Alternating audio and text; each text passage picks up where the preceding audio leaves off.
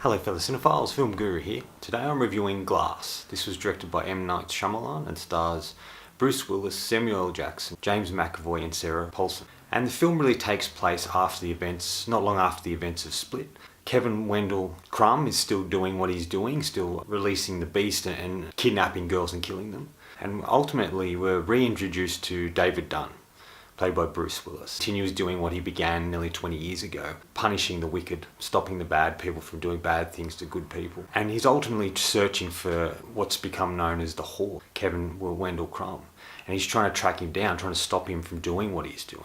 Ultimately, he comes face to face with the Horde and a fight ensues. And it really gets to see the strength that both of these characters have, the Beast and David Dunn's character, known as the Overseer. They're ultimately arrested and taken to a psychiatric hospital where Dr. Ellie Stable ultimately tries to convince them that the abilities they think they have, they don't. It's all in their mind. And that they start to, as an audience member, we start to doubt the reality that they might have these abilities. And they start to doubt it as well. And it's kind of an interesting look at that.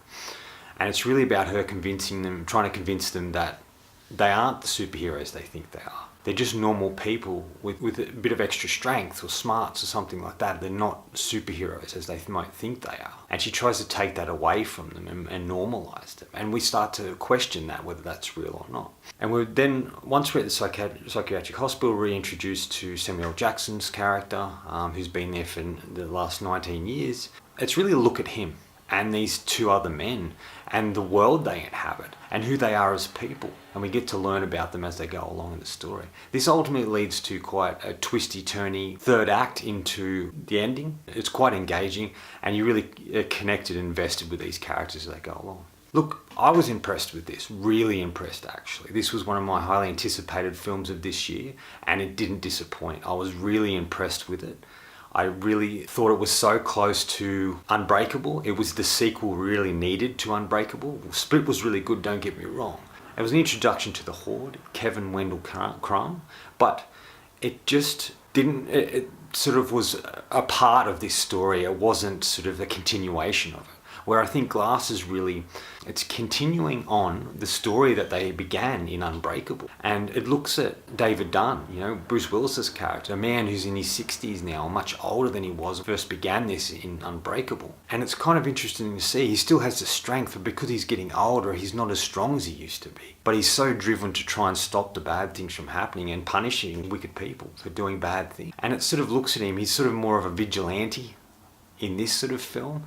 And it's ultimately the police are after him. He sort of reminds me of Batman without the money or the gadgets, but just the strength and the ability to find these people doing the wrong thing and punish him for that.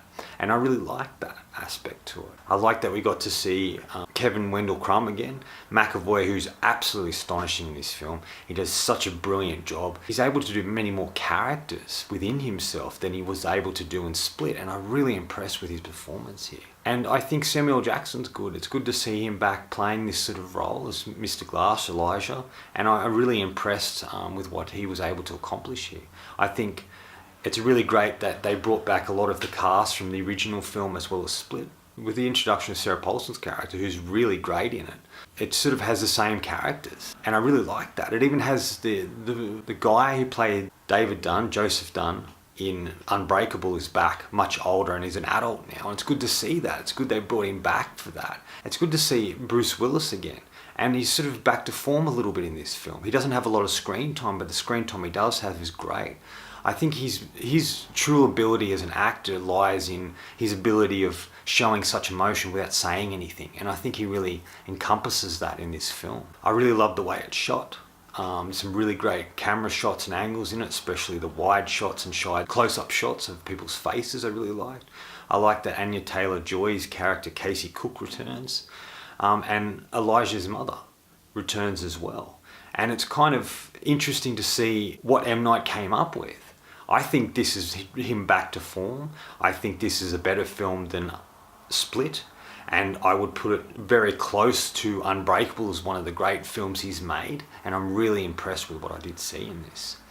I like the psychiatric hospital element to it, which M. Night has a limited budget on this film than he did in the previous films. And so it's interesting to see what he's able to accomplish with not a lot of money. It's good that he's back with Jason Blum doing another film. I think Blum is being a really great force for him and helping him get back to the roots and be the filmmaker he was from the beginning. And I really love that. I like the mystery surrounding Sarah Paulson's character. You're not quite sure who she is and what she actually wants. Is she this psychiatrist, or is she something else or entirely? And you're not quite sure, and I kind of like that. In true M. Night Shyamalan fashion, there is twists and turns in the film. Some of them really are brilliant and work really well. Others work, but it took me by surprise. There's something that happens in the third act. There's a choice that's made by M. Night Shyamalan that I don't know if I really think worked to begin with. I didn't like the choice that was made. But then, as the film went on and got to the actual ending, it made sense of why it transpired like that.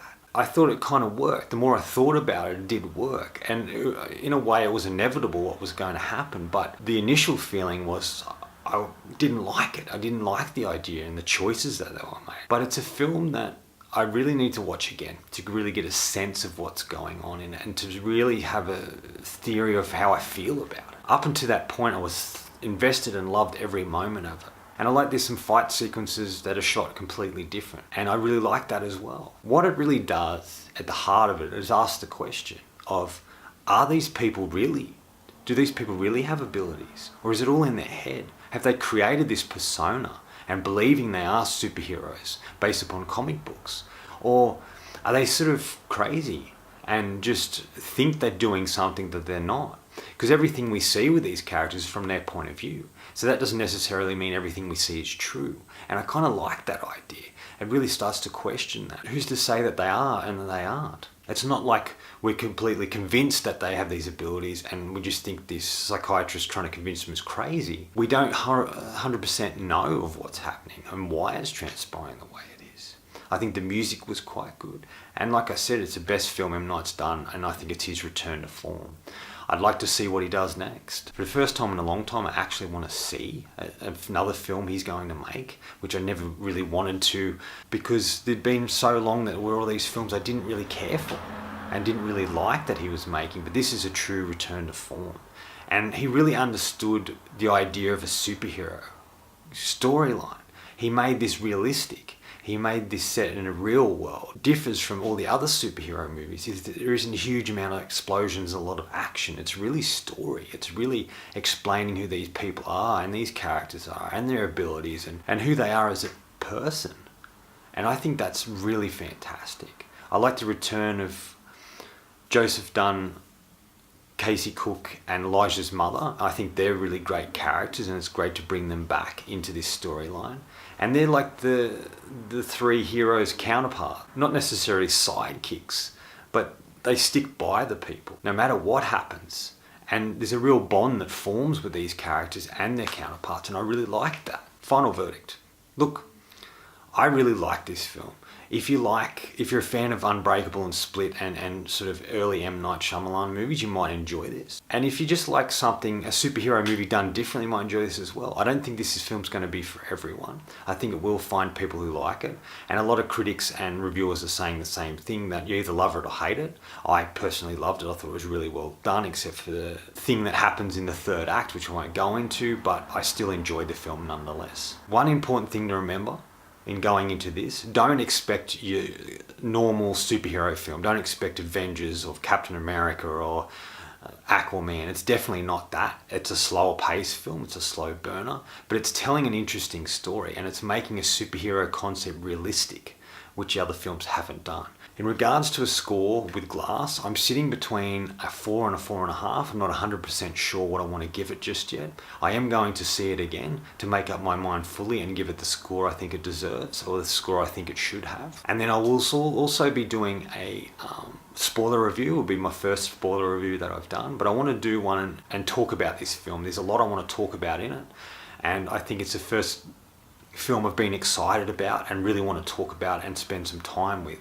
So that video will be coming out shortly. Anyway, thanks for watching. That's all from me today. If you enjoyed this video or any other videos on the channel, please hit subscribe down the bottom. Follow me on Facebook. Otherwise, until next time, enjoy the movies.